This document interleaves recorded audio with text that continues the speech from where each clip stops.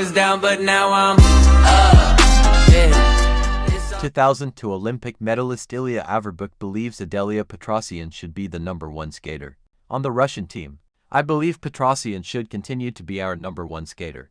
In this regard, I adhere solely to sporting principles. Adelia is the reigning national champion. Her status isn't a behind-the-scenes decision by some people, but a proven result. Everyone competes on equal terms, and she was the strongest there. Last season, Adelia was the best. Because of this, she should gain certain advantages at the start of the next season. For example, the opportunity to compete at the Grand Prix stage. It's unfair to rethink anything now. If someone is to become the new #1 skater in our women's skating, it will be after the next Russian championships. Recently, everyone was discussing the fact that Trusova and Valieva weren't on the Russian team. Everyone has the opportunity to make it after the main competition, Averbuk said. Russian figure skating champion Sofia Akateva is experiencing foot problems that are preventing her from fully preparing for the new season. A source familiar with the situation told RIA Novosti. Foot pain has plagued the 19-year-old athlete for much of her summer preseason preparation, resulting in interruptions in her full on-ice training. Furthermore, the skater has not yet completed any programs for the upcoming season. Akateva trains with Eteri Tutberidze. She is the 2023 Russian champion and the bronze medalist at the 2022-23 Russian Grand Prix final. Last season, she was only able to compete in one event of the Russian Grand Prix, finishing 8th. I want to change like this. Really? French choreographer Benoit Richaud spoke about working with Kazakh Olympic champion Mikhail Shaidorov. Working with Mikhail has been incredibly natural since day one. Honestly, it feels like we've known each other for a long time. So the beginning of this collaboration was very comfortable for both of us. The creative process flowed easily. Never once did it feel like ideas were being forced, everything flowed very naturally. What immediately caught my attention was his skating style. He has a beautiful, natural fluidity that's very different from the other skaters I work with. This made the process especially exciting for me, because it allowed me to explore movements in a different way, and really build choreography around how naturally he moves and perceives the music. His musicality is exceptional. With the music we chose, he captured every note almost instantly. This instinct is a gift that makes creativity so fruitful. Beyond work, we had a lot of fun together. We laugh and joke a lot, and there's genuine joy in the process itself. He's currently spending 5 weeks with me at my camp in France, along with Nika Igadze, Steven Gogolev, and Adam Chauhimtha. Seeing all these incredible athletes share the ice every day creates a special atmosphere.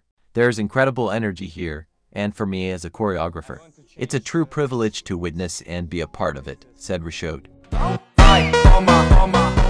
A month before the opening of the figure skating school in Kazan, its future director, Alina Zagitova, unexpectedly faced harsh criticism. Renowned choreographer Ivan Regini, who choreographed programs for Olympic champion Mikhail Shaidorov, publicly questioned her professional suitability. The choreographer openly hinted that Zagitova's limited experience on the ice would prevent her from teaching young athletes. A heated debate erupted on social media without any apparent trigger. 2 weeks ago, Ivan Regini left a provocative comment under a public post on a banned social network. The choreographer wrote, "The question is, who will she recruit when Alina's career is shorter than anyone else's? She won't teach her. The main thing is for the coaches to teach her, and the rest is great." The post attracted the attention of followers and was followed by comments. The defenders of the Pyeongchang Olympic champion immediately accepted the challenge.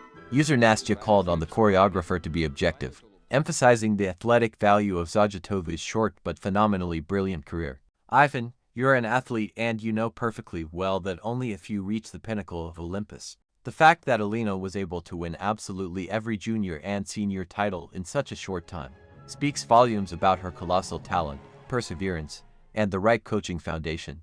Over the years of working with Eteri Tutberidze, she has accumulated invaluable experience. Remember Polina Tsurskaya and Maya Kromik, they are now excellent coaches for children at Tutberidze's headquarters, although their own careers were even shorter." Another user, Mari, was even more harsh and uncompromising. "The length of a career is irrelevant. There are only 2 skaters of Alina's caliber in history, she and Unikem. The Zagitova school is absolutely deservedly being built. Alina is an absolute champion who never allows herself to make public attacks, And then a dancer from Navka's team fancies himself a great choreographer. Shaidorov became an Olympic champion thanks to his own character and coach Urmanov, not because of your choreography. Alina worked 3 times harder and will definitely teach the children a lot. But what you'll achieve without talented athletes is a big question. Zagitova herself learned of her colleague's attack only 2 weeks later. Alina chose not to engage in petty squabbles and other people's comments, and responded to the challenge with a detailed statement on her official Telegram channel. It's strange to hear this from a colleague and a man with whom I once had a good relationship. Publicly belittling me isn't a sign of professionalism, but of weakness and duplicity. To think that because of my supposedly short career I won't be able to teach anything is, to put it mildly, feeble-minded. As the classics said, it's not quantity that matters, but quality. I trained at the best training center in the world, which gave me a strong base and foundation for further work. Zagitova has years of hard work, titles, and an understanding of the sport. And this is what I can pass on to others, the champion stated. To further cement her position, the figure skater attached screenshots from Wikipedia listing her athletic achievements. She concluded the post with a scathing remark. And what have you achieved? As they say, P.S. The hype fades, but the results and respect remain. To understand the nature of this conflict, it's worth taking a closer look at the critic himself. Ivan Regini is a colorful and controversial figure in the world of figure skating. Born in Moscow under the name Ivan Brev, he is of Russian, Roma, and Italian descent.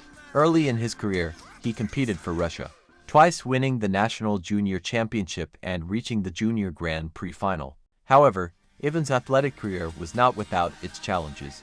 As a child, he suffered a severe leg fracture and missed the entire 2009-2010 season due to injuries. In 2013, the figure skater decided to change his athletic citizenship, taking the surname of his stepfather.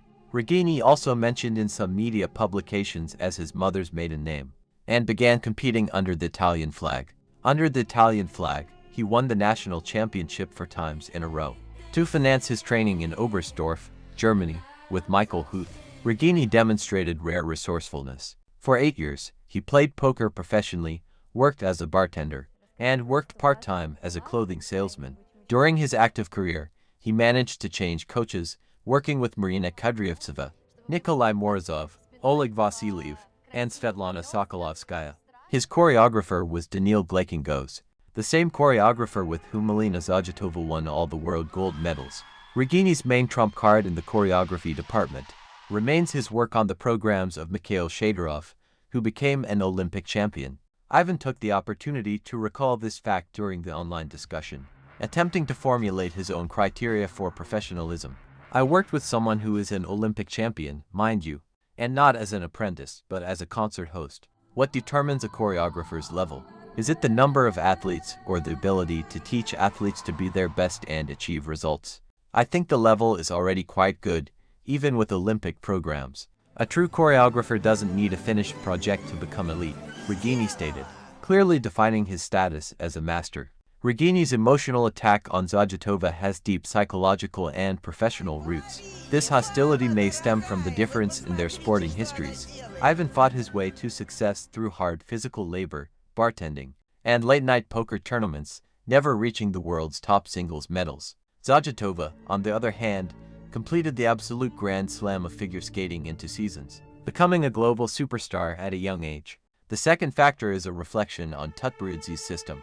Regini has an intimate knowledge of the Krustelny methodology from his previous work with Glekingos. Criticism of Zagitova's short career is a veiled criticism of the conveyor belt nature of modern women's singles skating, where athletes reach their peak in their youth and retire early. The third motive is pure media calculation.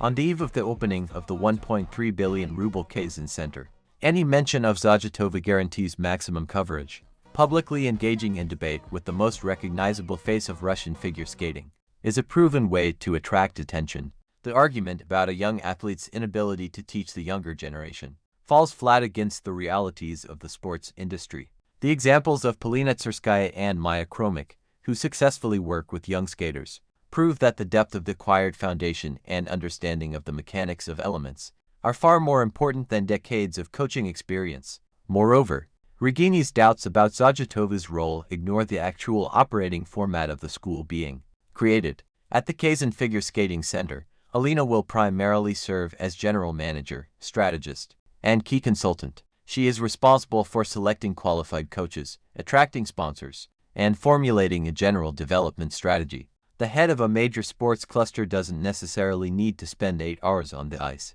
practicing skating with beginners. That's what specialized specialists are brought in for. Zagitova's championship experience will serve as a benchmark and a powerful incentive for young talent.